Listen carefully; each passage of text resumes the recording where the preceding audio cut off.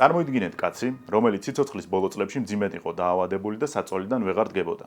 კი ეხმარებოდნენ წამოჯდომაში, წამოდგომაში, გადაადგილებაში, მაგრამ თავის თავს, როდესაც ასეთ უმწეო მდგომარეობაში ხედავდა, ეზიზღებოდა. მეცაც გეტყვით, დამოუკიდებლად დახმარების გარეშეც რომ გადაადგილებულიყო, აზრი არ ჰქონდა, საკუთარი სახლის ტერიტორიას ვერ ტოვებდა. 11 წელიწადი გაატარა შიდა პატიმრობაში და 11 წლის თავზე 1967 წელს სახლში, ირანში აჰმადაბადში გარდაიცვალა. შვიდად და ღირსებით მიილია პატარა ოთახში, მაგრამ ზუსტად ეს კაცი იყო ის, ვინც ირან დასავლეთის სამუდამო დაპირისპირებას დაუდო სათავე. ეს იყო პირველი ადამიანი, ვინც ირანელებს დააგონა, რომ მათაც შეუძლიათ ხმამაღლა მოცემულობების გარეშე ფიქრი. დაარწმუნა ადამიანები, რომ პატარა ერებსაც შეუძლიათ უთხრან არა დიდ სახელმწიფოებს. საუბარია მოჰამედ მოსადეღზე, ირანის პოლიტიკურ ლეგენდაზე და ნამდვილ გიგანტზე. მეგობრებო, თითქმის ერთადერთი ადამიანი იყო თანამედროვე ირანის ისტორიაში, რომელიც მართლა ლეგიტიმურად და დემოკრატიულად აირჩიეს. ქარიზმატული, ექსცენტრიკული, განათლებული და ამას უდიდესი მნიშვნელობა აქვს იმ პერიოდში, ერთ-ერთი პირველი ირანელი იყო, ვინც სამართლის დოქტორი გახდა, თან სწავლობდა საფრანგეთსა და შვეიცარიაში.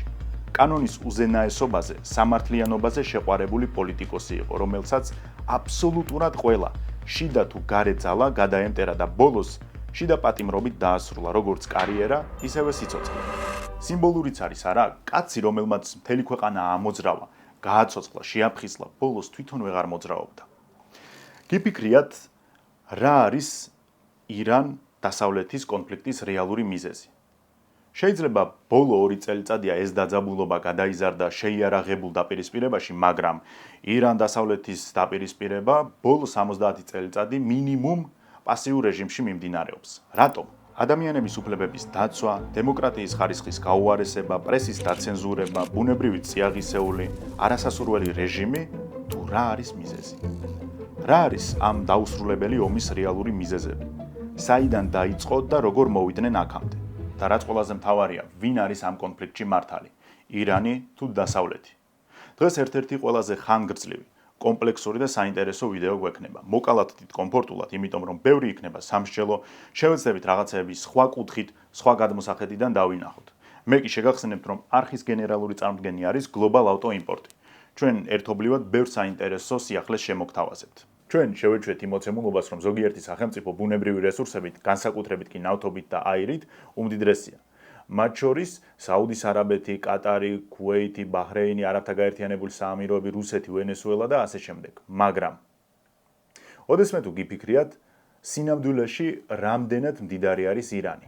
აიღეთ კატარის, დაუმატეთ არაბეთის გაერთიანებული საამიროების ნავთობი და ამას დაუმატეთ ლიბიისა და ბრაზილიის ნავთობის მარაგები.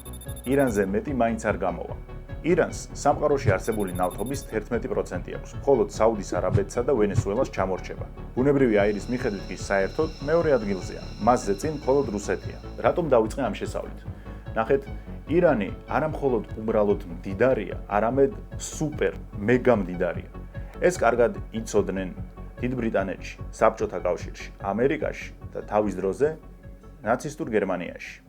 სანამ ირანში მობეზრებული ყავდათ ბრიტანეთი და საბჭოთა კავშირი, გერმანიამ დრო იხელთა და მესამე ძალად გამოჩნდა, რომელიც იმ პერიოდში ყველაზე მისაღები იყო. ჯერ ერთი არიული კავშირის იდეამ დადებითად იმოქმედა ირანულ მონარქიაში და მერე გერმანელები გახდნენ შაჰის უმსხვილესი სავაჭრო პარტნიორები. არა მხოლოდ პარტნიორები, არამედ მათ უზრუნველყვეს ინჟინრები, ტექნიკოსები, რკინიგზის გაყვანა დაიწყეს, ქარხნების მშენებლობა. ჰიტლერის ჩანაფიქრი, რომ ბრიტანეთის გავლენები ახლო აღმოსავლეთში შეემცირებინა, საკმაოდ წარმატებულად მიმდინარეობდა, რადგან 1939 წლისთვის ის გახდა ირანის უმსხვილესი სავაჭრო პარტნიორი, რაც პირდაპირ ნიშნავდა, რომ ბრიტანეთის გავლენები ირყეოდა. მეორე მსოფლიო ომის პერიოდში დიდი ბრიტანეთისა და საბჭოთა კავშირის ერთობლივი საოკუპაციო ოპერაციით ირანიდან გერმანელები განდევნეს. შაჰს უთხრეს, რომ შენ ჩვენთვის საერთოდ ნეიტრალური ტიპი ხარ, არ ვიცით სადამდე მიგვიყვანს შენებური მცდელობები ძალთა ბალანსის, ამიტომ უბრალოდ გადადექი. მაგრამ იმისათვის, რომ თლად უხეში ოკუპაცია არ გამოგვივიდეს და რაღაცნაირად ეს ფაქტი შევალამაზოთ, მოდი შენი ვაჟი დავსვათ ახალ შაჰად და ასე გახდა მოჰამედ რეზა ფეხლევი ირანის შაჰი, რომელიც უბრალოდ ორი დიდი იმპერიის მარიონეტი იყო. ნავთობის საბადოების ძირითადი ნაწილი აქამდეც ბრიტანელების ხელში იყო, ახლა უბრალოდ იმას უზრუნველყოფდნენ ბრიტანეთის და საბჭოთა კავშირიც, რომ ირანის ტერიტორიაზე ლენდლიზის ფარგლებში გადასული ტექნიკა და იარაღი საბჭოთა კავშირის ტერიტორიაზე გადასულიყო უსაფრთხოდ. ანუ ირანი იქცა ერთგვარ სატრანზიტო კრიტიკულ ჰაბად. მოდით გავაკეთოთ პატარა ჩანიშვნები. რეზა შაჰი ხალხმა არ დაამხო, ის ჩამოაგდეს დიდმა იმპერიებმა. მის ადგილას დასვეს მისი ვაჟი მოჰამედ რეზა ფეჰლევი, აი ესე მოკიდეს ხელი და დასვეს პირდაპირ ტახტზე. იმიტომ რომ ის უბრალოდ მარტივად სამართავო იყო. რა უნდა, ხო? არ მოგწონ შაჰი, მოიშორე, მოიყვანე ახალი. რა პრობლემაა? დაპირდნენ რომ ეს ოკუპაცია არ იქნებოდა მუდმივი. როგორც კი მეორე მსოფლიო ომი დასრულდებოდა, შემდეგი 6 თვის განმავლობაში ჯარები დატოვებდნენ ირანს.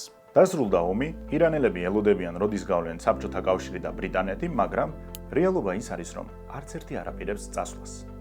საბჭოთა კავშირი იწყებს ირანში სეპარატიზმის მხარდაჭერას, ქმნის ირანის აზერბაიჯანულ მთავრობას და მოჰბადის რესპუბლიკას. ერთგვარი ქურთული სახელმწიფოს შექმნის ცდილობა იყო და რაც მთავარია, ითხოვს ჩრდილოეთ ირანში ნავთობის კონცესიებს.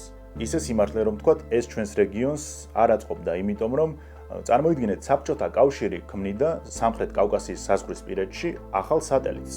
ირანის პრემიერი აჰმად ქავამი საბჭოთა კავშირის პირობებს თანხმდება, თუმცა იწყებს ძალიან დიდ პოლიტიკურ თამაშს. ეუბნება, რომ კარგი, ირანით თანახმაა შექმნას საბჭოთა ირანული ნავთობის კომპანია, მაგრამ მოგვეცით დრო, რომ ეს დაამტკიცოს მეჯლისმა, იგივე პარლამენტმა. ამ ყველაფრის პარალელურად იყენებს ახლად შექმნილ ქაიროს და საერთაშორისო საზოგადოების წნეხს, რომ საბჭოთა კავშირმა ჯარები გაიყვანოს ირანიდან. თან ქვეყანაში ჩნდება ახალი მესამე ძალა, ამერიკის შეერთებული შტატების სახით. ფაქტობრივად ეს იყო პირველი სერიოზული დაპირისპირება ამერიკასა და საბჭოთა კავშირის შორის და ცივი ომის ერთ-ერთი პირველი კრიზისი. 1956 წელს საბჭოთა კავშირის არმია ნამდვილად გავიდა ირანიდან. მაგრამ ამ უკანასკნელმა აქ პატარა ტრიუკი ჩაატარა. და ეუბნება კავშირს, რომ ბიჭებო, ბოდიშით, მაგრამ ნავთობზეც უნდა გადაგაგდოთ. არ გამოვა ეს საქმე.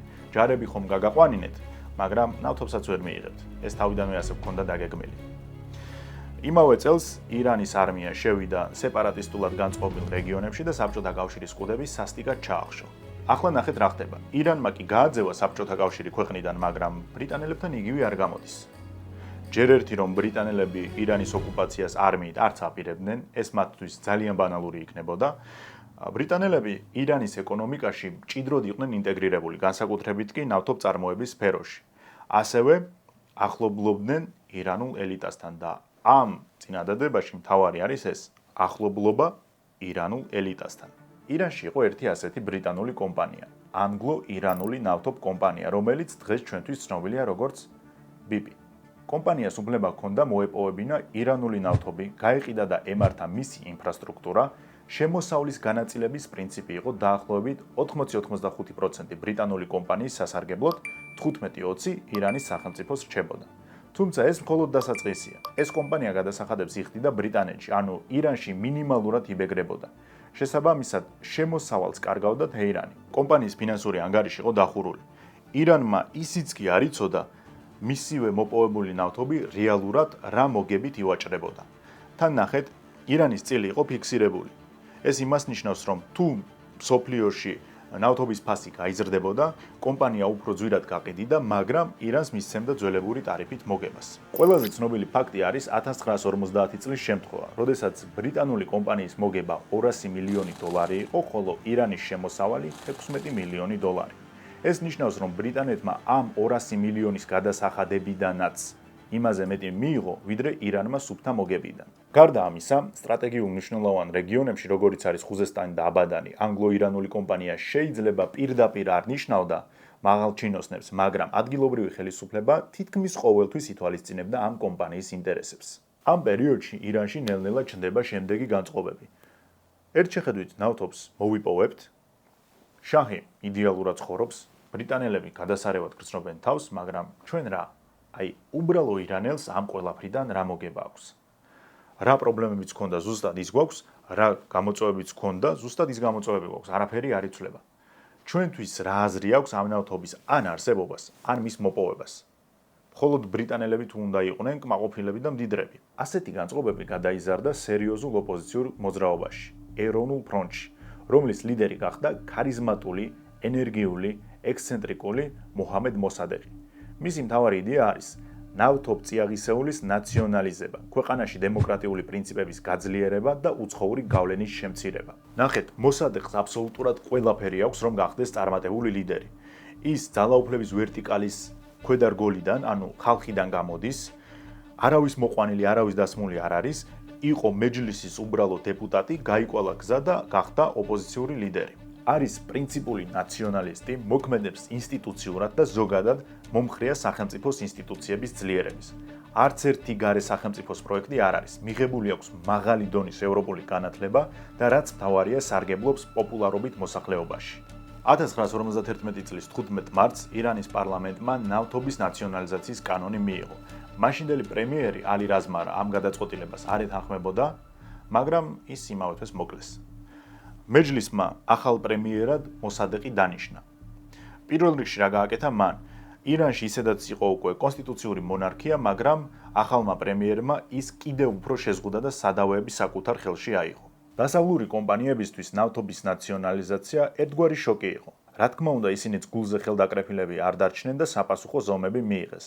აკრძალეს ირანიდან ნავთობის ექსპორტი, გაიწვიეს სპეციალისტები, უარი თქვეს ირანის მომსახურებასა და ვაჭრობაზე. ფაქტობრივად ეკონომიკური ბლოკადა მოაწყვეს.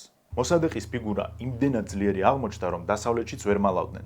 1951 წელს თაიმმა წლის ადამიანად მოსადეყი დაასახელა. ის იყო ერთადერთი ადამიანი, რომელმაც იმ პერიოდში შექმნა პრეცედენტი, რომ მესამე სამყაროს ქვეყანამ სტრატეგიული რესურსი წაართვა უზარმაზარ უმსხვილეს კომპანიას. მოსადეყმა შთააგონა შუა აზიის, აფრიკის, ახლო აღმოსავლეთის ქვეყნებს, რომ თქვენ შეგიძლიათ იყოთ ჩვენსავით სუსტები და დაუცველები, მაგრამ იბრძოლოთ საკუთარი ეროვნული ინტერესებისთვის. აი ასე აღმოჩნდა თეირანი ახალი კრიზისის ეპიცენტრში. თან თაიმს მისი იმიჯიც მოსწონდა. ექსცენტრიკული, თავისუფალი, ხშირად პიჟამაში იღებდა დიპლომატებს. მოკლედ, მოსადეყი გახდა წლის ადამიანი, არა იმიტომ, რომ ყველა მასზე გიждდებოდა, არამედ იმიტომ, რომ თამაშის წესები შეცვალა. უთხრა არა იმპერიებს და ამ მოვლენას მთელი სამყარო თვალს ადევნებდა. აქ უკვე სერიოზულ პრობლემებს წააწყდა ირანი. გაყარეს დასავლელი კომპანიები, მაგრამ აღმოჩნდა, რომ ქვეყანაში სპეციალისტები ჯერ არ ყავთ. ვერავინ ვერ აამუშავებს ნავთობ ინდუსტრიას. იმ პერიოდში, როდესაც დასავლეთი გადაიმტერე, ვინ შეიძლება დაგეხმაროს? რა თქმა უნდა, საბჭოთა კავშირი. აი, ეს კი უკვე ამერიკისთვის იყო წითელი ხაზი, იმიტომ რომ მოგეხსენებათ, ცივი ომია, ამერიკის მიდგომა კი არის ისეთი, რომ არსად არ უნდა იყოს კომუნისტური გავლენა, მაგრამ თუ სადმე გაჩნდა, მაშინ უნდა დააბალანსოს. ზოგადად ინტელექტუალური კაპიტალი და ადამიანური რესურსების გაუმჯობესება ნებისმიერი სახელმწიფოსთვის, ორგანიზაციისთვის თუ ინდივიდუალურ დონეზეც კი უმნიშვნელოვანესი არის. ჩვენ მთელი დღეები ვატარებთ სკროლვაში, კითხვაში, ინფორმაციის დამუშავებაში, სტატისტიკების გადახედვაში, მონაცემების უეცნობით და ასე შემდეგ, რაც რეალურად გვხლის.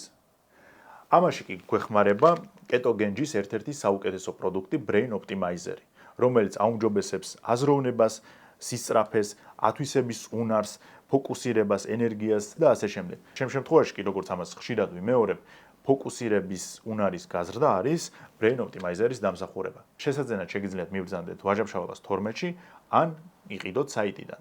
როგორც უკვე მიხვდებოდით, მოსადეყი ამერიკისთვის და დიდი ბრიტანეთისთვის აბსოლუტურად მიუღებელი ფიგურა იყო. ამიტომ იწყებენ მისი დამხობის სპეცოპერაციას. კულმინაცია კი იყო ბრიტანეთისა და შტატების ერთობლივი ოპერაცია აიაქსი. მოდით თან განვიხილოთ, როგორ დაიგეგმა ეს ოპერაცია და რაზე აკეთებდნენ აქცენტს მისი შემქმნელები. პირველადი მიზანი იყო შეექმნათ ინფორმაციული ფონი, რომ მოსადეყს უჩანს რეპრესიული დიქტატორის ინსტინქტები. რეალურად მოჰამედი ძალაუფლების კონცენტრაციას ცდილობდა, მაგრამ ეს მით უმეტეს დღევანდელი გადმოსახედიდან ვერანაირად ვერ შეფასდება რეპრესიულად. სხვა არსებითი ვერაფერი ვერ გამოუნახეს და რაღაცაზე ხომ უნდა დაშენებულიყო ეს დემონიზება. და იმ მედიებს, რომლებსაც დასავლეთიდან ირანში აკონტროლებდნენ, დააწერინეს უამრავი მასალები, სტატიები და ასე შემდეგ, რომ პრემიერი უკვე ასაკშია და ის ავლენს რეპრესიული დიქტატორის ნიშნებს, ანუ ნიშნებს ავლენს. მეორე მიზეზად ასევე პრესაში ასახელებდნენ სეკულარობას. წარმოიდგინეთ, ბრიტანეთის და ამერიკის სპეცსამსახურები ირანში ფანატიკოსებში მუხს აძლიერებდნენ, რომ პრემიერს ნაკლებად ისლამისტობა დაბრალებოდა. არ არის ეს კაცი ფუნდამენტალისტი, არ არის ფანატიკოსი და რატომ ითმენთ ასეთ მართლს? ირონიულია, ხო? სხვათა შორის სამართლიანობისთვის უნდა აღინიშნოს, რომ ჰარი ტრუმანმა CIA-ს ირანში სახელმწიფო გადატრიალებასა და ბრიტანული კომპანიების დასახმარებლად უარი განუცხადა. მაგრამ როგორც კი დუაით ეიზენჰაუერი გახდა პრეზიდენტი, CIA-მ ხისიერად მწვანე მიიღო. მაშინ ტერორისტის იარლიყი უბრალოდ არ არსებობდა, სამაგიეროდ არსებობდა კომუნისტის იარლიყი. ამიტომ ამერიკა კომუნისტ მოსადეყს ირანში ვერ აიდანდა. რეალურად კი ხვდებით, რომ მოსადეყი საერთოდ არ იყო კომუნისტი. CIA-ის გეგმის მიხედვით ამერიკელებს $150,000 უნდა დაეხარჯათ ირანში ჟურნალისტების, რედაქტორების, ისლამისტი ქადაგებლებისა და სხვა აზრის ლიდერების მოსყიდვაში. მიზანი იყო მოსადეყის იმიჯის შელახვა, მოსახლეობაში მის მიმართ მტრული განწყობების დანერგვა. შემდეგ ისინი ქირავდნენ თავზე ხელაღებულებს და რელიგიურ პირებზე თავდასხმის ინსცენირებას აწყობდნენ. ქმნიდნენ განცდას, რომ ამის უკან მოსადეყი იდგა, რომელიც რელიგიას ებრძოდა. CIA-ის შემდეგი ეტაპისთვის, შაჰის სიძისთვის გენერალის ახედისთვის გამოიყო დამატებითი $11,000. ამ ფულით ზაჰედის უნდა მოესყიდა წამყვანი პირები. გადატრიალების დღეს ადამიანები უნდა გამოეყვანათ თეირანის ქუჩაში, უნდა შეკრებილიყვნენ პარლამენტთან და მოეთხოვათ მოსადეყის გადაყენება. მეჯლის კენჭი უნდა ეყარა გადაყენებაზე და თუ არ დაემორჩილებოდა მოსადეყი ამ გადაწყვეტილებას და წინააღმდეგობას გაუწევდა, მაშინ ის ზაჰედის უნდა დაეპატიმრებინა. შეიძლება აქ დაგებადოთ ძალიან ბუნებრივი და ლოგიკური შეკითხვა. შაჰი სად არის? რას აკეთებს? და სწორი კითხვა არის, იმიტომ რომ შაჰმაც მასე შეხედა სიტუაციას, რა ხდება, ცოტა გამექცა ძალაუფლება, მოსადეყმა აიღო ხელში ავტორიტეტი, იმას უფრო მეტი აქვს და ხომ არ მოვიდა დრო, რომ მეც ვიმოქმედო. და სახელმწიფო გადატრიალებას სცადა, მაგრამ ფეჰლევის გადატრიალება არ გაიშვას, გაიგო ეს წინასწარ მოსადეყმა და არალეგიტიმურად გამოაცხადა ფეჰლევი. დასავლეთმა რეზა ქვეყნიდან გაიყვანა, ჯერ ბაღდადში გადააფრინეს, იქიდან კი უკვე რომში და უთხრეს მოიცადე, სანამ გადატრიალება არ შედგება, მერე ჩამოდი თუ გინდაო. ეს გადატრიალება კი მალევე მოხდა. როცა შაჰის წარუმატებელი ამბოხის შესახებ გასაჯაროვდა რადიოში, ეროვნული ფრონტისა და ირანის კომუნისტური პარტიის სტუდეს მხარდამჭერები გარეთ გამოვიდნენ და შაჰის საწინააღმდეგო აქციები მოაწყვეს. მოსადეყმა იფიქრა, რომ სიტუაციას მთლიანად ის აკონტროლებდა და პოლიციას თქვა, რომ კომპარტიის მხარდამჭერები და წევრები არ დაეშვა მიტინგებზე და აღარ გაეკრათ შაჰის დამხობის მოწოდების პლაკატები ქუჩაში, რადგან სჯობდა სიტუაცია მალევე ჩაწყნარებულიყო. თუმცა ეს გადაწყვეტილება უკვე კომუნისტებისთვის იყო საწყენი. ამერიკელებმა და ბრიტანელებმა წყენით ისარგებლეს და მათ მოუწოდეს მოსადეყის წინააღმდეგ დაეწყოთ მოქმედებები. ანუ ცოტა ხნის წინ ხომ მოსადეყს ადანაშაულებდნენ კომუნისტობაში და ახლა თვითონ კომუნისტებს თხოვდნენ, რომ მოდით დაგვეხმარეთ მოსადეყის დამხობაშიო. სიტუაცია იძაბება, ქუჩაში ხალხი უფრო მეტი გამოდის და ამ დროს მოსადეყს მრჩევლები ეუბნებიან, რომ აშკარად რაღაც ცუდი უნდა მოხდეს. და იმისათვის, რომ განმუხტოთ სიტუაცია, მოდით შემოვიყვანოთ დედაქალაქში არმია. რასაც მოსადეყმა უპასუხა, რომ არმიის შემოყვანას არც განიხილავს, ასეთი ბრძანება რომ გასცეს, იქ დაიღურება აუცილებლად სისხლი, რასაც შეიძლება მოყვეს სამოქალაქო დაპირისპირება და ცხოვრებაში ხელს ამაზე არასდროს არ მოაწერს მოსადეყი. ის იმედოვნებდა, რომ სიტუაცია შეიძლება თავისით ბუნებრივად დაალაგდეს და ჩემი აზრით შეიძლება საფრთხესაც ვერ აფასებდა სწორედ. საბოლოოდ რა მოხდა? მოსადეყმა უარი თქვა ჯარის შემოყვანაზე, სამაგიეროდ შაჰის სიძემ გენერალმა ზაჰედიმ შემოიყვანა თავის დანაყოფები, მთავრობა დაამხეს, მოსადეყი დააკავეს. რა არის იცით, რომ ყველაფერი ზოგადად შედარებითია და შეიძლება მოსადეყი არ იყო იდეალური პოლიტიკოსი, მაგრამ თანამედროვე ირანის ისტორიაში არც მანამდე და არც მოჰამედის შემდეგ არავინ იყო ისეთი, ვინც მასავით იცავდა ადამიანების უფლებებს, ცდილობდა დემოკრატიზაციას, ქვეყნის ინტერესების დაცვას და მონარქიულ რელიგიური სახელმწიფოდან სეკულარული, მკაცრად ინსტიტუცირებული სახელმწიფოს შექმნას. კაცი, რომელსაც საზოგადოებამ მიანიჭა მანდატი, რომელიც იყო მეჯლისის უბრალო დეპუტატი, შემდეგ გახდა პრემიერი, არც ერთი გარეძალის პროექტი არ იყო, არავის დასმული არ იყო, ბოლოს ისევ გარეძალებმა დაამხეს. ამიტომ დღეს, როდესაც სადმე საუბარში მოისმენთ იმის შესახებ, რომ დასავლეთს გული შესტკივა ირანის რეპრესიულ სისტემაზე, უნდა იცოდეთ, რომ ყველაზე ნაკლებად რეპრესიული და ყველაზე ნაკლებად დიქტატორი თვითონ დასავლეთმა დაამხო ირანში. მოსადეყი 3 წლით დააკავეს, შემდეგ კი შიდა პატიმრობა მიესაჯა და სიცოცხლის დარჩენილი წლები საკუთარ სახლში გაატარა. 1967 წლის 16 ივნისს 84 წლის ასაკში გარდაიცვალა. ისე სამართლიანობისთვის ისიც უნდა აღინიშნოს, რომ მოსადეყმა ირანის ეკონომიკური აღორძინება ვერ შეძლო. როდესაც ნავთობის ნაციონალიზაცია მოხდა, დასავლურმა კომპანიებმა დატოვეს ირანი, ქვეყანაში ფაქტობრივად სპეციალისტი აღარ იყო და ნავთობ ინდუსტრია გაჩერდა. სანამ ამ გარემოში მანევრირებას ცდილობდა, მოეწია აჯანყებაც. მთლიანობაში ირანის პრემიერი ის სულ 3 წლით იყო. ახლა რა ხდება? დაამხეს მოსადეყი, შაჰს ურეკავენ რომში, ეუბნებიან, რომ დაბრუნდი, შენი გასაკეთებელი საქმე უკვე ჩვენ გავაკეთეთ, შენ ხარ აწი მართველი, რაც გინდა, როგორც გინდა ისე გააკეთე, უბრალოდ იცოდე რომ ჩვენი კომპანიები ბრუნდება ირანში, მაგრამ იმ განსხვავებით რომ ამიერიდან ბრიტანეთი იქ მონოპოლისტი ვეღარ იქნება. ამიერიდან იქ შედის უკვე ამერიკაც. ეს ბუნებრივი იყო, იმიტომ რომ ოპერაცია აიაქში მონაწილეობდა ამერიკაც და გულწრფელად რომ თქვათ, ამერიკის დამსახურება უფრო იყო მოსადეყის დამხობაში, ვიდრე ბრიტანეთის. ამიტომ წიაღისეულის განაწილებაც შესაბამისი იქნება. აქ მინდა პატარა პაუზა გავაკეთოთ და უბრალოდ ირანელების თვალით შევხედოთ საერთოდ რა მოხდა. ლეგიტიმურად, სამართლიანად, დემოკრატიულად არჩეული პრემიერი დაამხო უცხო ქვეყანამ, მხოლოდ იმიტომ, რომ ამ პრემიერის ეროვნული ინტერესები არ შეესაბამებოდა და წინააღმდეგობაში მოდიოდა იმპერიალისტური ამბიციების ქვეყნების წინააღმდეგ. უფრო გაგვიმარტივდება ეს, რომ ჩვენი გადმოსახედიდან დავინახოთ. მაგალითად, ავირჩიეთ პირველი პირი, პრემიერი იქნება თუ პრეზიდენტი, ამ შემთხვევაში მნიშვნელობა არ აქვს და მეორე დღეს რუსეთი გვეუბნება, რომ ვერ აირჩევთ ამ ადამიანს, მიმიფურთხებია თქვენი გადაწყვეტილებისთვის, მე ვისაც მინდა იმას დაგისვამთ თქვენ. მოაწყოს ამბოხი, შემოვიდეს ჯარით და დასვას თავის კაცი. ანალოგიური მოხდა ირანშიც. როგორც ჩვენ გვაქვს სამუდამო ეჭვი და ნეგატიური განწყობა რუსული პოლიტიკის მიმართ, ანალოგიურად არიან ირანელებიც. არ ენდობიან არც ამერიკელებს, არც ბრიტანელებს და ზოგადად ამაში ხარშავენ დასავლეთს. როგორც ჩვენ ვიღებთ მაგალითად რუს ტურისტებს, ისე ჩადიან ირანში ამერიკელები, შეგიძლიათ ნახოთ YouTube-ზე უამრავ ვიდეო არსებობს, სოლო მოგზაურობის, მათ შორის ქალებით ჩადიან, კაცებზე საერთოდ აღარ ვლაპარაკობ და ასე შემდეგ და თვითონვე ყვებიან, რამდენად ღირსეულად მიიღეს ირანელებმა. ეს არის, პოლიტიკა რჩება პოლიტიკად, სადაც აბსოლუტური განსხვავება არის ძირეულ ფასეულობებში, მაგრამ ადამიანური ურთიერთობები ასეა თუ ისეა შენარჩუნებული არის. რა თქმა უნდა, აქ რამდენი რუსი ტურისტით ჩამოდის, ირანში იმდენი ამერიკელი არ ჩადის, დაახლოებით 2000-3000 კაცი სტუმრობს ამერიკიდან წლიურად. უბრალოდ მასშტაბი გასაგები არის, ამით იმის თქმა მინდოდა, რომ დაახლოებით ერთი და იგივე სიტუაცია არის, თუ შევხედავთ ამას პოლიტიკურ კონტექსტში.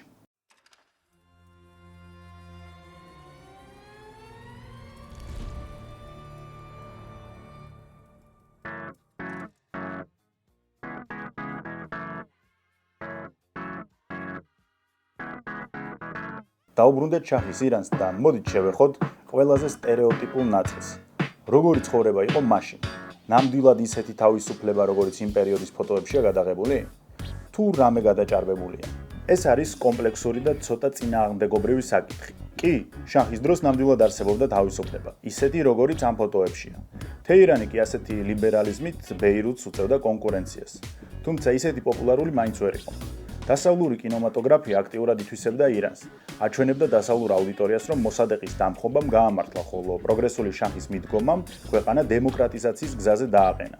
იყო როკ წვეულებები, ღამის ცხოვრება, კლუბები. კი, ეს ყველაფერი ნამდვილად ასე იყო, ამას ვერავინ უარყოფს.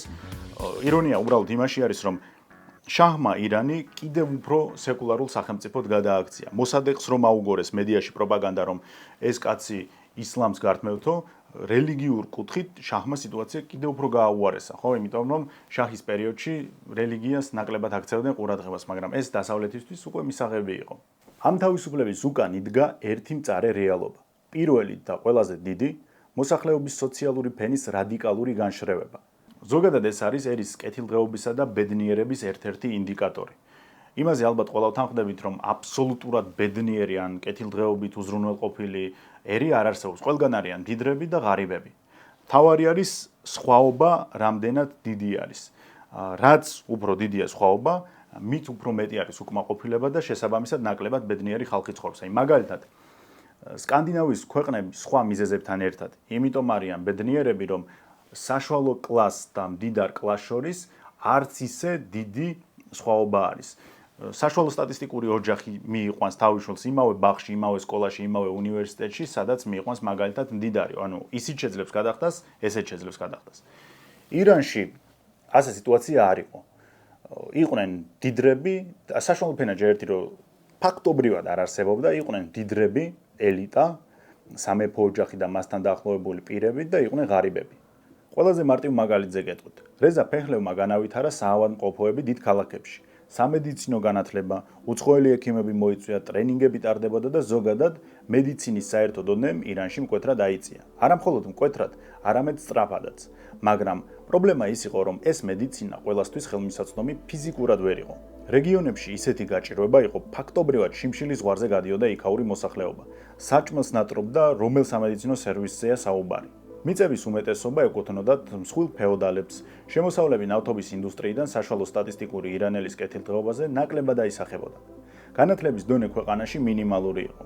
ისევ და ისევ კი იყო იქ უნივერსიტეტები, მართლა მაღალი დონის სასწავლებლები, მაგრამ ვისთვის? ელიტის შვილებისთვის. მხოლოდ მათ შეეძლოთ იქ სწავლა, დანარჩენებისთვის მიუწვდომელი იყო. ეს ელიტა კი წარმოადგენს მთლიანი მოსახლეობის აბსოლუტურ უმცირესობას. და ზუსტად იმ პერიოდში, როდესაც მოსახლეობის მნიშვნელოვანი ნაწილი სიღარიბის ზღვარს მიღმა იყო, მოჰამედ რეზა ფეხლევმა ირანული მონარქიის 2500 წლის თავისი იუბილეი ისე იმა, რომ ირანელების გაღიზიანება გამოიწვია. სოფლიოში ყველაზე ძვირად ღირებული წვეულება მოაწყო. ევროპიდან ჩამოჰქონდა საჭმელები, დაპატიჟებული იყვნენ სტუმრები მთელი მსოფლიოდან და ასე შემდეგ. წვეულება იმდენად მდიდრული და იმდენად გრანდიოზული იყო, რომ საერთოდ სხვა ცალკე ეპიზოდის თემაა. თეირანში რეგიონიდან ჩამოსული ირანელი ხედავდა, რომ უამრავი ტურისტია ქალაქში, ყველა სიკეთით სარგებლობენ, უფრო შინაურულად გრძნობენ ირანის დედაქალაქში, ვიდრე ირანელები. თან რა ხდება? სწავლას ვერ ახერხებ, სამედიცინო მომსახურება არ არის ხელმისაწვდომი, მაშინ რა აზრი აქვს ასე ცხოვრებას? თუ საშუალო სტატისტიკურ ირანელზე არ აისახება საერთოდ ეს გიჟური ეკონომიკური ზრდა, თუ ის ვერ იღებს იმავე სიკეთეებს, რასაც იღებს ტურისტი, ვისთვის ცხოვრობენ? იგივე კითხვები ჩნდებოდა, რაც მოსადეყის მოსვლამდე. რა აზრი აქვს მაშინ ამ ნავთობი ინდუსტრიას, რომ შაჰმა იცხოვროს და ასეთი მდიდრული წვეულებები გამართოს, თუ რომ უცხოელები ჩამოვიდნენ და ის მომსახურება მიიღონ, რაც წესით რიგითმა ირანელმა უნდა მიიღოს. და ნელ-ნელა ეს განწყობები ერში სულ უფრო ღვივდებოდა და ამას ემატებოდა თან რელიგია. იმიტომ რომ ირანელები, რომლებიც არ ცხოვრობდნენ დიდ ქალაქებში, გრძნობდნენ, რომ რელიგია ქვეყანაში ძალიან განელდა. რეგიონიდან ჩამოსული ირანელი თეირანში ხედავდა, რომ ქალაქში უამრავი ტურისტია, რომლებიც თავს ბევრად უფრო შინაურულად და კომფორტულად გრძნობენ, ვიდრე ადგილობრივები. და ყოველთვის ჩნდებოდა შეკითხვა და განცდა, რომ აი რა აზრი აქვს აქ ცხოვრებას. რა აზრი აქვს, როდესაც შენ არ შეგიძლია მიიღო ღირსეული განათლება, სამედიცინო მომსახურება, როდესაც უყურებ, რომ ქვეყანაში მიმდინარეობს ნავთობის მოპოვება, მაგრამ ეს არ აისახება არც ერთი უბრალო ირანელის კეთილდღეობაზე. შემოდის ინვესტიციები, მაგრამ რა? თუ ამ სიკეთით სარგებლობენ მხოლოდ შაჰის ოჯახის წევრები, მაღალჩინოსნები, ტურისტები, მაშინ რა აზრი აქვს უბრალო ირანელის ყოფას ირანში?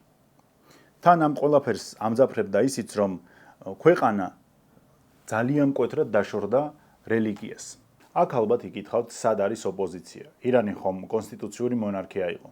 ფურცელზე კი, მაგრამ მოსადეყის დამხობისა და შაჰის დაბრუნების შემდეგ მაქსიმალურად შეიზღუდა მეჯლისის უფლება-მოსილება. 1957 წელს შაჰმა შექმნა დაზვერვისა და სახელმწიფო უშიშროების სამსახური სავაკი. არც ერთ გარეძალას აღარ სურდა მოსადეყის მსგავსი ადამიანის მოსვლა სათავეში და ნებისმიერი მცდელობა, რომ ვინმე პერსპექტიული ოპოზიციონერი ან გავლენის ლიდერი გამოჩენილიყო, ჩანასახშივე უნდა ჩაეხშოთ.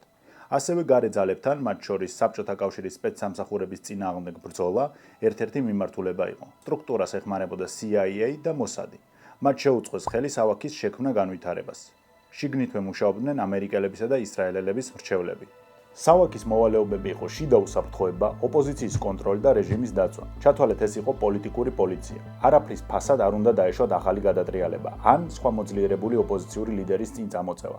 სამწუხაროდ, ჩვენ ჯერ ვერ გავაკეთეთ ეპიზოდი აღმოსავლეთ გერმანიის უსაფრთხოების სტრუქტურა შტაზიზე, რომელიც იყო მოსმენების და დასმენების ეტალონი. და ჩათვალეთ, ირანში სავაკი იყო იგივე შტაზი. ტოტალური კონტროლი მედიის, პოლიტიკური სივრცის, სასწავლებლების, აგენტების უზარმაზარი ქსელი მთელს ქვეყანაში. ტელეფონების მოსმენა, ადამიანების დასმენა, ამ ყველაფერს მხარს უჭერდა სავაკი. მხარს უჭერდა, არასწორი ნათქვამი არის, ამ ყველაფრის ცენტრში იდგა სავაკი, ის მართავდა მთელ ამ პროცესებს. სამიზნეები აღმოჩნდნენ აბსოლუტურად ყველა ჯგუფი, რომელიც თუნდაც რაიმე სახის წინააღმდეგობას წარმოადგენდა შაჰისთვის. მემარცხენეები, ისლამისტები, ინტელექტუალები, სტუდენტები და ნაციონალისტები. რეჟიმი იქცა რეპრესიულად და ნერგავდა შიშს. ანუ თავარი მაინც იყო მოსახლეობაში ყოფილიყო მუდმივი შიში და დაძაბულობა, რომ აი გვისმენენ, არაფერი ისეთი არ წამოგწდეს, შახზე ცუდი არ ამითქოს და ასე შემდეგ. ქრებოდნენ ოპოზიციის ლიდერები, მერე გადიოდა დრო და ირკვეოდა, რომ გაურკვეველ გარემოებებში მოკვდნენ. ისეთი საერთაშორისო ორგანიზაციები, როგორიც არის Human Rights Watch-ი, წერდა, რომ ირანში არსებობს სისტემური წამებები, რაც ადამიანების უფლებებს ექსტრემალურად აუარესებს. ზუსტი რიცხვი თუ რამდენი ადამიანი აწამეს, რა თქმა უნდა, ლოგიკური მიზეზების გამო უცნობია, მაგრამ სხვადასხვა წყაროებზე დაყრდნობით საუბარი არის რამდენიმე ათასზე. ხდება შემდეგი რაღაც: ეკონომიკური უსამართლობა, პოლიტიკური რეპრესიები, ეროვნული ღირსების კრიზისი და კულტურული წინააღმდეგობა. მწიფდება მღელვარება. შაჰი სულ უფრო კარგავს ავტორიტეტს, იმიტომ რომ მძიმე ეკონომიკური გარემოს და რელიგიური იდენტობის გაუფერულების ფონზე ხალხი სულ უფრო რწმუნდება იმაში, რომ გარედან დასმული და გარედან მხარდაჭერილი ლიდერი მათ არ სურთ. ამას დაუმატოთ ისიც, რომ ირანში ერთპარტიული სისტემა ჩამოყალიბდა და ოპოზიცია შაჰმა სრულად აკრძალა. თან არ დაგავიწყდეთ, მძიმე რეპრესიულ ფსიქოლოგიური ფონია. ზუსტად ამ დროს პოპულარობის პიკშია საფრანგეთში გაქცეული რუთოლა ხომეინი, რომელიც ანტიშაჰისტია და ახერხებს ქვეყნის გარედან საზოგადოების კონსოლიდაციას ირანში. რა უნდა საფრანგეთში? ის ჯერ 60-იანებში უკვე კონფლიქტობდა შაჰთან, აკრიტიკებდა ღიად საჯაროდ, რომ შაჰი ანტიისლამურ ნაბიჯებს დგამს და ეს ირანს არ შეშვენის და რას უკეთებდა ამ დროს შაჰის რეჟიმი ოპოზიციურად განწყობილ ადამიანებს, მით უმეტეს რომლებიც ასე საჯაროდ აკრიტიკებენ, რა თქმა უნდა იჭერდა და უკეთეს შემთხვევაში ქვეყნიდან აძევებდა, ხოლო უარეს შემთხვევაში სადმე მკვდარს პოულობდნენ. რუთოლა ჯერ თურქეთში იყო, მერე ერაყში იყო, მერე საფრანგეთში გადავიდა, იქ დამკვიდრდა და ცოტა ხანი იქ ცხოვრობდა, მაგრამ მიუხედავად იმისა, რომ ქვეყანაში არ იმყოფებოდა, მისი ქადაგებები, ინტერვიუები მაინც შედიოდა ირანში, ძირითადად უსმენდნენ მეჩეთებში და ახალგაზრდებს მოსწონდათ ის იდეა, რომ არსებობს ასეთი ადამიანი, ქადაგებელი, სასულიერო პირი, რომელიც მოუწოდებს დანარჩენებს, რომ ქვეყანა უნდა გაერთიანდეს რელიგიის ირგვლივ და მართლობის ფუნდამენტი უნდა იყოს ისლამი. მით უმეტეს თქვენ ამას შეხედეთ გაჭირვებული უბრალო ირანელის თვალით, რომელსაც ყელში აქვს მობეზრებული აქვს შაჰის თავგასულობა, ეკონომიკის გაფლანგვა, ინვესტიციები, ნებისმიერი ფულადი ნაკადები არასდროს არ აისახება საშუალო სტატისტიკურ მოსახლეობაზე. ამიტომ მათთვის ხომეინის ქადაგებები მალამოსავით იყო. იყო თუ არა ეს პოპულიზმი, რა თქმა უნდა, ამართლებდა თუ არა სავსებით. ამ პერიოდში უკვე ამერიკელები წდებოდნენ, რომ სავარაუდოდ ფეხლებს ვეღარ დაეხმარებოდნენ, იმიტომ რომ მღელვარება მიმდინარეობდა არა მთავრობაში, როგორც ეს იყო მოსადეყის დროს, არამედ მრავალმილიონიან საზოგადოებაში, რომლის შეკავება წარმოუდგენელი იყო. ამიტომ წინასწარი კონტაქტები დამყარდა ამერიკელებსა და რუთოლა ხომეინის გუნდს შორის. ნოფლეშატოში იმყოფებოდა მაშინ საფრანგეთში ხომეინით და რამდენჯერმე მოხდა შეხვედრა, სადაც ამერიკელები ეკითხებიან, რომ ჩვენ ვიცით, რაც ხდება ირანში, ვიცით შენი გეგმებისა და ამბიციების შესახებ, უბრალოდ ჩვენ გვაქვს ირანში ჩვენი ინტერესები და ერთი ესეთი კითხვა გვაქვს მხოლოდ ჩვენს იქაურ კომპანიებს და ზოგადად ჩვენს პოლიტიკურ თუ ეკონომიკურ ინტერესებს ემუქრება თუ არა საფრთხე. და რუთოლა ასეთი არის, რომ არა, რას ლაპარაკობთ, მე ამერიკის წინააღმდეგი კი არ ვარ, მე ვარ შაჰის წინააღმდეგი, მე ვარ ანტიშაჰის მიმდინარეობის მონაწილე, მე ვარ წინააღმდეგი ელიტური კორუფციის, თავსგასულობის, ბიუჯეტის ფლანგვის და ასე შემდეგ, მხოლოდ ამ მიმართულებით მინდა შევცვალო ირანი. თქვენი იყოფნა მე ხელს არ მიშლის და ამერიკელების განდევნას და გაყრას ყველაზე ცუდ კოშმარშიც კი ვერ წარმოვიდგენ. რეზა ფეჰლევიც გრძნობდა, რომ სიტუაციაზე ნელ-ნელა კონტროლს კარგავდა და როგორც მოსადეყის დროს გაიქცა, ახლაც იგივე გააკეთა. 1979 წლის 16 იანვარს მან განაცხადა, რომ დასასვენებლად მიდიოდა ქვეყნიდან, სწორი დრო შეარჩია ამ მღელვარებაში. დაიღალა ადამიანი პოლიტიკოსი არის, ამდენი აქციის გადატანა აღარ შეეძლო, თქვა, რომ დროა ცოტა განვიტვირთო და იმის შემდეგ ის ირანში აღარასდროს აღარ დაბრუნდება. 79 წლის 1 თებერვალს კი ქვეყანაში ბრუნდება აიათოლა ხომეინი, რომელსაც ქუჩაში დახვდა 3-დან 5 მილიონამდე ადამიანი, რაც თანამედროვე პოლიტიკაში ერთ-ერთ ყველაზე დიდ მობილიზაციად ითვლება. მას მხარს უჭერდნენ ისლამისტები, სტუდენტები, მემარცხენეები, საშუალო კლასი და ღარიბი ფენა. რამდენიმე დღეში ირანის არმიამ ნეიტრალიტეტი გამოაცხადა, მათ თქოს, რომ არ მიიღებდნენ მონაწილეობას პოლიტიკურ გარჩევაში, ხელისუფლების გადაბარებაში, იმიტომ რომ თუ კი ისინი გავიდოდნენ და ადამიანებს სროლას დაუწყებდნენ, ეს იქნებოდა სამოქალაქო ომის დასაწყისი და თუ დაუკვირდებით, დღემდე ირანის არმია ყოველთვის ასე ნეიტრალურად მოქმედებს. კი, დღეს უკვე არსებობს ისლამური რევოლუციის გუშაგთა მცველები, რომლებიც ამ შავ საქმეს ასრულებენ, თუ კი სადმე ვინმე არის მოსაკლავი, ისინი გააკეთებენ ამ საქმეს, მაგრამ ისტორიულად არმია ყოველთვის ინარჩუნებდა სახეს, ინარჩუნებდა ღირსებას და ცდილობდა, რომ არ დაეშვა სამოქალაქო კონფლიქტი, რაც ჩემი აზრით დასაფასებელია. 11 თებერვალს ოფიციალურად რევოლუცია გაფორმდა. ძალაუფლება, რომელიც უბრალოდ ძირს ეგდო, ხომეინიმ აიღო. მას ისედაც ჰქონდა საერო და სასულიერო ლეგიტიმაცია, ყველაზე დიდი ავტორიტეტის ადამიანი იყო იმ პერიოდში, რომელიც საშუალო და ღარიბი ფენისთვის ერთადერთ იმედად მოსჩანდა. ირანში შეიცვალა არა მხოლოდ ხელისუფლება, არამედ თვითონ ძალაუფლების წყაროც. ამ გარდამტეხ მომენტში ხომეინი ეუბნება ამერიკელებს, რომ არ მაინტერესებს, რას გილაპარაკებოდით მე ისლამური რევოლუციის წინა დღეებში, ახლა გეუბნებით, რომ აბარგდით ირანიდან, თქვენი ფეხი აქ აღარ დავინახო, უნდა დასრულდეს მოსადეყის დაწყებული საქმე და ირანმა უნდა მოახერხოს ბუნებრივი რესურსების ნაციონალიზაცია. ასევე გააჩერა ბირთვული პროგრამა. კი, თუ არ იცოდით, ირანის ბირთვული პროგრამა რეზა ფეხლევის დროს დაიწყო, 1957 წელი ითვლება ოფიციალურ დასაწყისად, მთავარი პარტნიორი იყო ამერიკა, დასავლეთ გერმანია და საფრანგეთი. იმავე პერიოდში დაიწყო ირანის ბირთვული მეცნიერების ჩასახვა, კვლევითი და ტექნოლოგიური ცენტრების გახსნა. ჩემ სუბიექტურ აზრს გეტყვით, მე პირადად რეზა ფეხლევი არ მომწონდა, ფიქრობ, რომ საშუალო დონის მართველი იყო, რომელიც ადვილად სამართავი იყო, გარედან დასმული იყო, როდესაც ქვეყანას ჭირდებოდა და რეალურად მტკიცე ლიდერის ხასიათი უნდა გამოეჩინა, ზუსტად მაშინ გარბოდა, მერე უგვარებდნენ, ურეკავდნენ და ეუბნებოდნენ, რომ დაგილაგეთ სიტუაცია და შეგიძლია ახლა დაბრუნდე და მშვიდად იყო, მაგრამ მეორე მხრივ რაღაცებს ვერ დაუკარგავთ. ვერ დაუკარგავთ იმას, რომ ამ ადამიანს ირანისთვის ბევრი კარგიც აქვს გაკეთებული. თან გავითვალისწინოთ, როგორი ირანი ჩაიბარა. ინფრასტრუქტურული პროექტები, სამხედრო მიმართულება, გზები გაიყვანა რკინიგზა, აი სამხედრო სფერო ვახსენე, ხო? 1980 წლისთვის ამერიკას ირანისთვის უნდა გადაეცა 140 F-16. ეს კონტრაქტი რომ შემდგარიყო, ირანს ეყოლებოდა რეგიონში უცხოელესი სამხედრო საჰაერო ფლოტი. მაგრამ ისლამური რევოლუციის შემდეგ ანულირდა. თუმცა ეს ყველა რეფორმა არ აღმოჩნდა საკმარისი იმისთვის, რომ მასა ყოფილიყო კმაყოფილი. არავის აინტერესებს შენი რკინიგზა და გზები, თუ უმეტესობა სიღარიბის ზღვარს მიღმა ცხოვრობს, ადამიანებს ლუკმაპურის საშუალება არ აქვს და ასე შემდეგ. ამიტომ რაც მოხდა, ის რომ საზოგადოების მხარდაჭერა არ ქონდა და თან ხედავდნენ როგორ წვეულებებს აწყობდა, როგორ სიმდიდრეში აცხოვრებდა თავის ვიწრო გარემოცვას, ეს იყო რეაქცია. რუთოლას გამოჩენა ირანში, ეს იყო ადამიანების რეაქცია, საზოგადოების რეაქცია. რევოლუციის პერიოდში ამერიკელებმა მოახერხეს ერთი საოცრად კრეატიული და ეფექტიანი ოპერაციის ჩატარება სახელწოდებით Argo. მე არ ვაპირებ ამაზე საუბარს, დიდი თემა არის, ვისაც გაინტერესებს, ჩემდაც უკვე აქვს გაკეთებული ვიდეო, შეგიძლიათ გადახვიდეთ ბუმულზე და ნახოთ.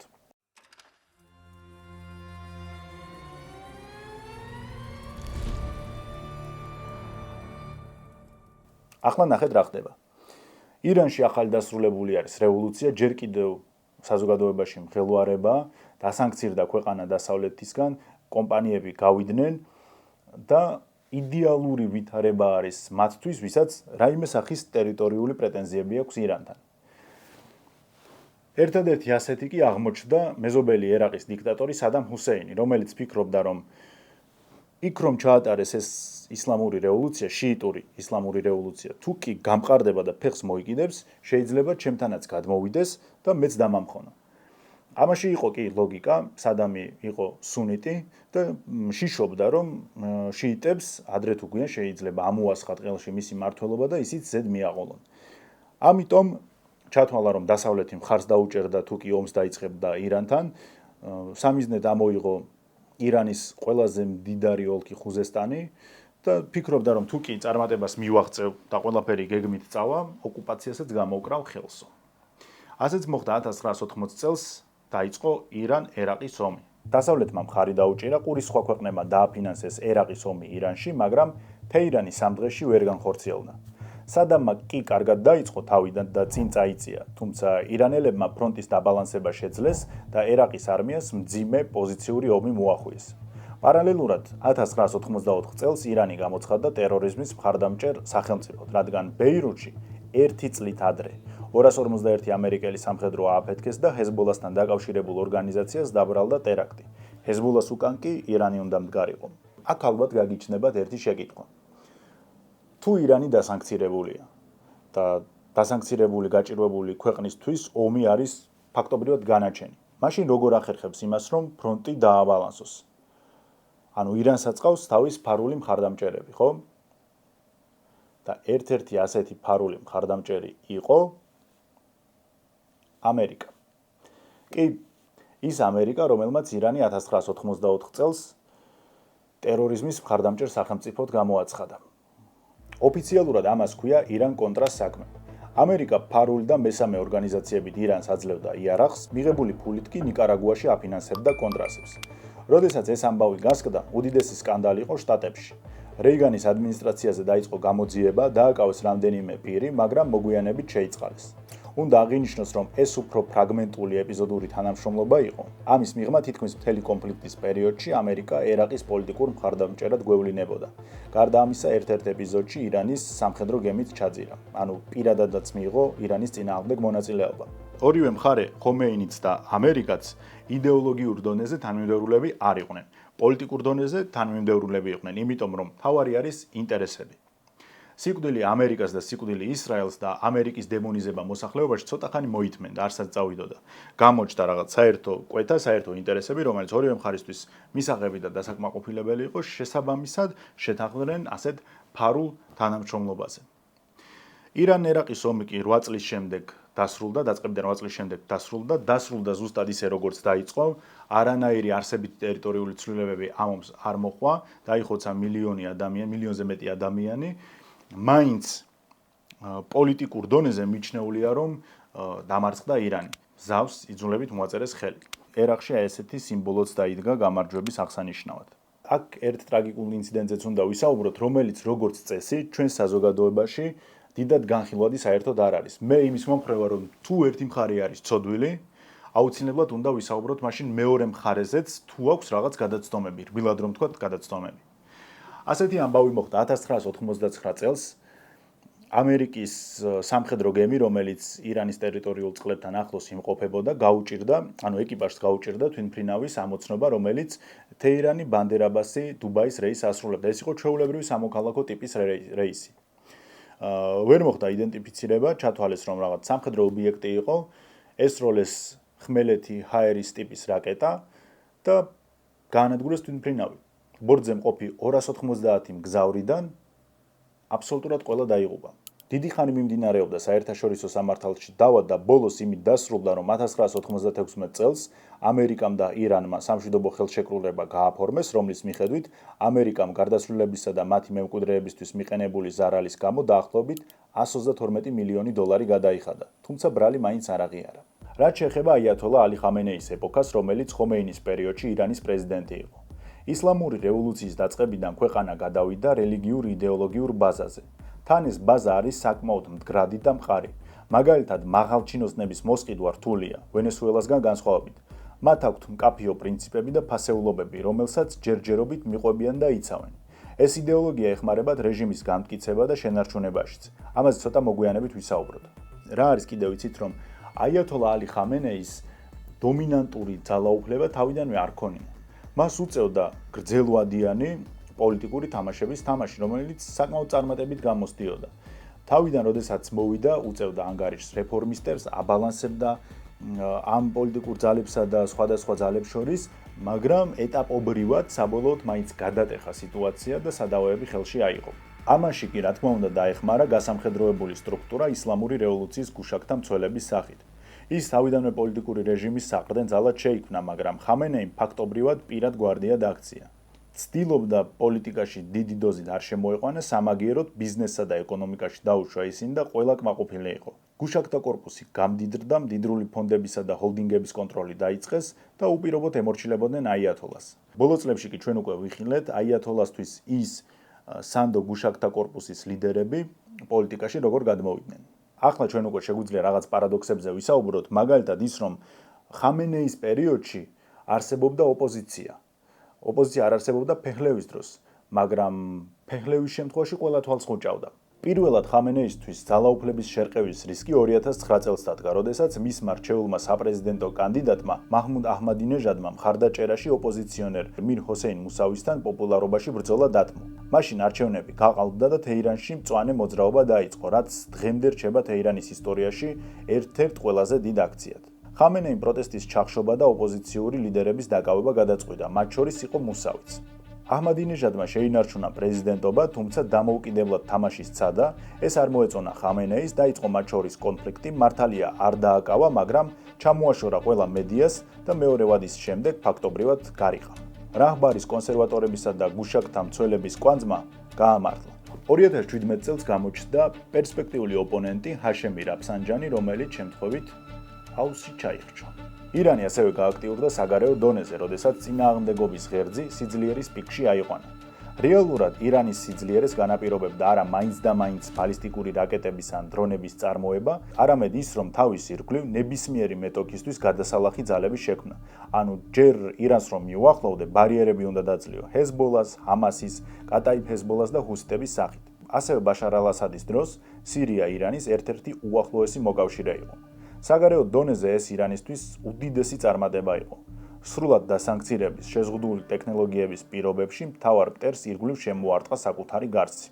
ზოგადად, ხამენეის ეპოქა არის წინააღმდეგობრივი, ალბათ ისევე როგორც ირანის ნებისმიერი მმართველის.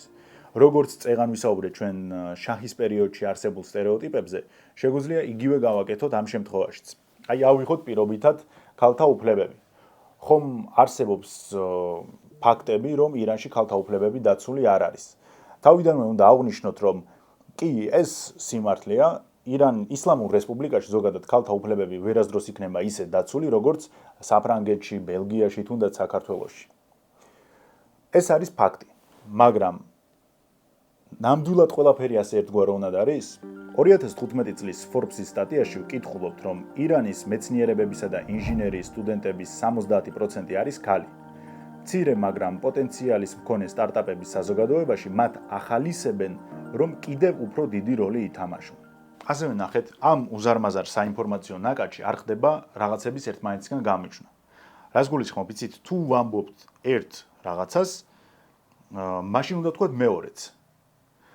ისევ ვიმეორებ, ისლამურ რესპუბლიკაში ვერასდროს, აი პირდაპირ ვამბობ, ვერასდროს ვერ იქნება ქალთა უფლებები ისე დაცული, როგორც ეს არის ევროპულ ქვეყნებში. მაგრამ თქვენ რომელიმე ექსპერტისგან ან მედიისგან გსმენიათ ასეთი რაღაც, რომ ირანში, როდესაც წყვილი აფორმებს სამოქალაქო ქორწინებას, იქ განსაზღვრული არის კონკრეტული თანხა, რომელიც არის საკმაოდ მაღალი, საშუალო სტატისტიკური კაცისთვის ის არის ძალიან მაღალი და თუ ქმარი მიაყენებს ცოლს მორალურ ან ფიზიკურ შეურაცხყოფას, ვალდებული არის, რომ ეს თანხა გადაიხადოს. თუ ვერ იხდის და ქალი უჩივის, აუცილებლად თითქმის 100%-ის შემთხვევაში დავას მოიგებს ქალი. ეს არ ნიშნავს იმას, რომ ირანში კაცები ქალებს აღარ სცემენ, ძირითადად ყველაფერი მაინც დადის განათლებაზე. თუ წყვილი არის განათლებული და ქალმა იცის, რაზე მოაწერა ხელი, რა წერია კონტრაქტში, ჩათვალეთ, რომ მას აქვს უზარმაზარი ბერკეტი, რომელიც გარანტირებულად აგებინებს სასამართლო პროცესს. კაცმაც იცის, რომ თუ განქორწინებაზე მიდგება საქმე, ის დავას ვერ მოიგებს. რა თქმა უნდა, ეს არ არის იდეალური გამოსავალი, მაგრამ მე სხვა რაღაცას ვამბობ. თუ ჩვენ საუბრობთ, რომ იქ ირანში აბსოლუტურად ქალების უფლებები არის შეზღუდული, ეს არის სიცრუე. მაშინ ესეც უნდა ვთქვათ, რომ კი არის შეზღუდული, კი ვერასდროს ვერ იქნება ევროპულ დონეზე აყვანილი, მაგრამ არსებობს მაინც მექანიზმები, ბერკეტები, სადაც ქალები თავის უფლებებს იცავენ. განათლებაზეც რომ ვთქვათ, ორი სიტყვა. ისლამური რევოლუციის შემდეგ ქვეყანაში განათლების დონე მკვეთრად დაიწია. შეხედეთ სტატისტიკას და გაითვალისწინეთ, საუბარია ირანზე და 90 მილიონ ადამიანზე. ახლა კი ნახეთ ფიზიკის საერთაშორისო ოლიმპიადის შედეგები. ნებისმიერი წელი აიღეთ და ნახავთ ევროპის რამდენ ქვეყანაზე უკეთესი შედეგები აქვთ. თუმცა ამ ყველაფერს აქვს თავის მეორე მხარეც. განათლების დონე, რომ მოსახლეობაში გაიზარდა და აბსოლუტური უმრავლესობა ახლა ირანში განათლებულია, ეს ერთია, მაგრამ განათლება ასევე დგას იდეოლოგიურ პროპაგანდაზე. ბავშვებს უნერგავენ სასულიერო ლიდერის უპირობო სიყვარულს, ერთგულებას და ასე შემდეგ. შესაბამისად, კი განათლება არსებობს, მაგრამ ის არის იდეოლოგიზირებული. ასევე კიდევ ერთ სტატისტიკას გაჩვენებთ, გაეროს ადამიანის განვითარების ინდექსის სტატისტიკაში ირანი დასახელებულია მაღალი განვითარების ინდექსის ქვეყნებში და უსწრებს ისეთ ქვეყნებს, როგორიც არის ჩინეთი, აზერბაიჯანი, კოლუმბია, ბრაზილია, უკრაინა და ასე შემდეგ. ამით ირანის მთავრობას კი არ ვაკებ, უბრალოდ ხაზს უსვამ იმას, რომ რაღაცას არ უნდა ვაფასებდეთ მხოლოდ ერთი კუთხით. უნდა უყურებდეთ მეორე მხარესაც რა ხდება, იმიტომ რომ ყველაფერ ცუდთან ერთად, რაც არსებობს ირანში და ამას არავინ უარყოფს, არის ასევე ჩუმი ნელი პროგრესი, რომელიც ასევე ისლამური რევოლუციის მემკვიდრეობაა. დღეს საქართველოს მოსახლეობის საკმაოდ დიდ ნაწილს ირანელები წარმოუდგენია როგორც უდაბნოში მოყიალე, უვიცი, გაუნათლებელი უკულტურო ერი. ასე დაანახეს მედიებმა. ამ ყველაფრის პარალელურად სისტემა სულ უფრო რეპრესიული და დაუნდობელი ხდება. ესეც უნდა ითქვას. 2019 წელს ბენზინის ფასების ზრდას დიდი საპროტესტო აქციები მოყვა, რომელიც პოლიციამ საბრძოლო ვაზნებით დაშალა და 1500 ადამიანი მოკლა. 2022 წელს მორალის პოლიციამ მაჰსა ამინი დაკავებისას სიკვდილამდე სცემა, რასაც კვლავ პროტესტები და კვლავ მსხვერპლი მოყვა. არა იმდენი, რამდენიც 2019 წელს, მაგრამ ისლამური რესპუბლიკისთვის აქციებზე ადამიანის დახვრეტა ჩვეულ სტანდარტად იქცა. 2026 წლის პროტესტები უპრეცედენტო აღმოჩნდა დაუნდობლობის კუთხით, დღემდე უცნობია ზუსტად რამდენი ადამიანი მოკლეს, მაგრამ მინიმუმ 10,000-ზეა საუბარი. რაც შეეხება ირანის ბირთვულ პროგრამას. 2015 წელს ამერიკასთან მოლაპარაკებების შემდეგ მათ წვანი აუნთეს, თუ კი აპირებთ, რომ სამოქალაქო მიზნებისთვის გაამდიდროთ ურანი, კი ბატონო, განისაზღვრა გამდიდრება 3.67%-მდე, თუმცა მოგვიანებით გავრცელდა ცნობები მედიაში, რომ არა 3.67-მდე აქვს გამდიდრებული, არამედ 84%-მდე. და ეს საქმე იმაშია, რომ 84% ნამდვილად ზედმეტი არის სამოქალაქო მიზნებისთვის, ნამდვილად ბევრი არის, მაგრამ რეალური მტკიცებულება დღემდე ვერავინ ვერ დადო, რომ ნამდვილად ასეთ დონეზე გქონდა გამდიდრებული. მე არ ვიცი, შეიძლება მართლა ასე არის, შეიძლება არ არის. იმას ვამბობ, რომ მტკიცებულება როგორც ასეთი ვერავინ ვერ წარადგინა. საბოლოოდ ნახეთ რა პარადოქსული სურათი მივიღეთ. ირანს ყავდა მმართველი, რომელიც მინიმალურად რეპრესიული იყო. მოსადეყს გულისხმობ, მაგრამ ნავთობის ნაციონალიზაცია დაიწყო და დასავლეთმა დაამხო. ამის შემდეგ მოვიდა ისევ რეპრესიული მმართველი შაჰის სახით, რომელმაც ნავთობზე კონტროლი აღუდგინა დასავლეთს, დასავლეთმა თვალი დახუჭა მის ჩაგვრელ სისტემაზე, მაგრამ ის უკვე ხალხმა დაამხო. ამის მერე მოვიდნენ აიათოლები, რომლებიც ასევე რეპრესიულები არიან, თან ნავთობის ნაციონალიზაცია მოახდინეს და შესაბამისად დასანქცირდნენ. მათი რეჟიმის დამხობა უკვე რთულია. ფაქტია, ხალხი არ უჭერს მხარს იმას, ვინც ნავთობის ნაციონალიზაციას არ ემხრობა. დასავლეთი არ უჭერს მხარს იმას, ვინც ენერგორესურსებს არ გაუზიარებს. მით უმეტეს ახლა, როცა თუ კი ვინმე იყო ოდნავ ნორმალური სისტემაში და არც წაუფანატიკოსებდა, ყველა მოკლეს. ჩემი აზრით, თუ რეჟიმის ცვლილება არ მოხდა, ისლამური რევოლუციის გუშაგთა მცველები კიდევ უფრო ღრმად ინტეგრირდებიან ქვეყნის პოლიტიკაში. ფაქტობრივად, ამერიკა-ისრაელის კოალიციამ ინტელიგენტები გამოშიგნეს და დატოვეს ძალოვანის წიაღში გამოყვანილი ფუნქციონერები. ირანზე მე ჩემი მოსაზრება მაქვს. პირველ რიგში ის, რომ შემთხვევით არაფერი ხდება. აიათოლების მოსვლა იყო რეაქცია იმ იდენტობის კრიზისზე, სითავხედეზე, შიშსა და რეპრესიებზე, რაც რეზა ფეჰლევის მმართველობამ მოიტანა. მოსადეყის დაწყებული უარი დიდი მოთამაშეების მოთხოვნებზე, უარი მარიონეტობაზე აიათოლებმა გააგრძელეს, თუმცა აბსოლუტური რადიკალიზმით. მათი პოზიცია არის ის, რომ ნავთობი უნდა იყოს ნაციონალიზირებული, მაგრამ მეორე მხრივ ნაციონალიზირებული ნავთობით შემსუბუქდა თუ არა ეკონომიკური გამოწვევები. რა თქმა უნდა, არა. ყველაზე მძიმე, რაც ამ მოცემულობაში არის ის, რომ თუ პატარა ქვეყანა იმპერიებს ეუბნება არას, ის აუცილებლად იღებს მწარე შედეგებს. დაუკვირდით, ირანელებსაც მუდმივად არჩევნის გაკეთება უწევთ ცუდსა და უარეს შორის. ცუდი იყო აიათოლები, უარესი იყო შაჰის რეჟიმი. მოსახლეობამ კი აიათოლებს დაუჭირა მხარი. სოციალური განშრევება ნებისმიერი მმართველისთვის მომაკვდინებელია, რეზა ფეჰლევი დაგვეთანხმებოდა. აიათოლებმა რაღაცნაირად შეძლეს ისეთი ბალანსის შექმნა, რომ თითქმის მთელი ქვეყანა გახადეს საშუალო კლასი და კი არსებობს ისევ ვიწროწრე ელიტა, რომელიც უმდიდრესია, მაგრამ მთლიანობაში დანარჩენი პლუს-მინუს რაღაცნაირად ერთნაირად ახერხებს ცხოვრებას. მე არ ვეთანხმები იმ მოსაზრებას, რომ რელიგიური კანონებით უნდა იმართებოდეს სახელმწიფო. რელიგიას თავის საპატიო ადგილი აქვს ქვეყნის კულტურულ და ეროვნულ იდენტობაში, მაგრამ არანაირად მმართველობითი. ირანში სახელმწიფოებრიობა იდეოლოგიურ კონტექსტში ძალიან სუსტად არის განვითარებული. იმიტომ მოხდა საშუალო და დაბალ სამოხელეო რგოლში კორუფცია და მოსყიდვები ისრაელის მხრიდან. ზედაც მარტივად ვერ მოისყიდი, მაგრამ საშუალო რგოლი იცოცხლე. ასევე სისულელეა შენი მტრების სიკვდილის ლოზუნგი პოლიტიკური დღისწესრიგის შემოტანაში. თავისი ხისტი პოლიტიკით და გეოგრაფიული უპირატესობით ირანი მეორე ბანაკს უქმნის პრობლემებს და დესტაბილიზაციის საფრთხეს. ჰორმუზის სრუტის ჩაკეტვა ნებისმიერ ბალისტიკურ რაკეტების პროგრამაზე სახიფათოა. ასეც მოხდა. სრუტის ჩაკეტვითა და მეზობლების ინფრასტრუქტურული ობიექტების დაბომბვით ირანმა სამყაროს დღის წესრიგი არია. კი, მესმის რომ თავს იცავს და ამით არის განპირობებული ეს ყველაფერი, მაგრამ მეორე მხარეს რისიც ეშინოდა, ის მოიყვანა ზუსტად სისრულეში. მე არ მინდა რომ ჩვენი საზოგადოება პოლიტიკას აფასებდეს კეთილ ბოროტით. ჩრდილოეთ კორეა არის ნებისმიერი ბოროტების ეტალონი, ადამიანების უფლებების გათელვის, ჩაგვრის საუკეთესო მაგალითი, მაგრამ ჩრდილოეთ კორეაში დიდად დემოკრატიზაციით არავინ არის დაინტერესებული. თუ ვინმეს ადარდებს ხალხის გადარჩენა, შევარდეს კიმ ჩენ ინთან. მეორე მაგალითი ასევე ისლამური სახელმწიფო პაკისტანი. ქალებს იქ რომ არ აქვთ უფლებები, ირანში მასე შეიძლება წლების წინაც არ იყო. წარმოიდგინეთ, ქალებს მჟავას ასხამენ სახეზე და სამუდამოდ ამახინჯებენ ხოლმე. ტერორიზმი პაკისტანში რომ არსებობს, მსგავსი უკონტროლო ვითარება ირანის მთლიან ისტორიაში არ ყოფილა ალბათ. ბევრად სისტემური თანმიმდევრული სახელმწიფოა ირანი. თუმცა პაკისტანში არც არავინ აპირებს დემოკრატიზაციას და მეტიც ბირთვული იარაღიც აქვთ. არადა 2025 წლის მაისში გახსოვთ, პაკისტანელი ტერორისტები გადავიდნენ ინდოეთში და ხალხის მასობრივი ხოცვა მოაწყეს. მერე რა თუ არ ყვერიან სიკვდილი ინდოეთს. განსხვავება ის არის უბრალოდ, რომ პაკისტანი თანამშრომლობს დასავლეთთან. ერთი კიდევ რის თქმაც მინდა ამ კომპლექსურ და დიდ თემაში არის ის, რომ თავის სიმართლე სუბიექტურიც და ობიექტურიც ამ ამბავში ყველა მონაწილეს აქვს. აიათოლებს და ირანის მოსახლეობას აქვს სიმართლე ის, რომ მათ არ უნდათ გარედან ვინმე მარიონეტი დაუსვან და იმან გადაწყვიტოს ქვეყნისთვის რა არის კარგი და რა არის ცუდი. ისრაელს აქვს სიმართლე ის, რომ ირანში ხედავს საფრთხეს, როგორ ვერ უნდა დაინახოს საფრთხე იმ ქვეყნიდან, სადაც ამბობენ სიკვდილი ისრაელს, სიკვდილი ამერიკას, ამბობს, რომ ირანს შეუძლია რეგიონის დესტაბილიზაცია. ახლა ირანი ზუსტად ამას აკეთებს, კი მესმის რომ თავს იცავს, მაგრამ მეორე მხრივ ისრაელიც ამ კონტექსტში მართალი არის. ამერიკა, რომელიც პირდაპირ ამბობს, რომ ირანის რესურსები მჭირდება მსოფლიოს ეკონომიკის ბატონობისთვის, მეტი ბერკეტისთვის და ასე შემდეგ და კიდევ არის ერთი რაღაც ამ ბოლო დროს ხედავ რომ სულ უფრო მეტი ქართველი რაღაც სენტიმენტებით გაეწყო ირანის მიმართ.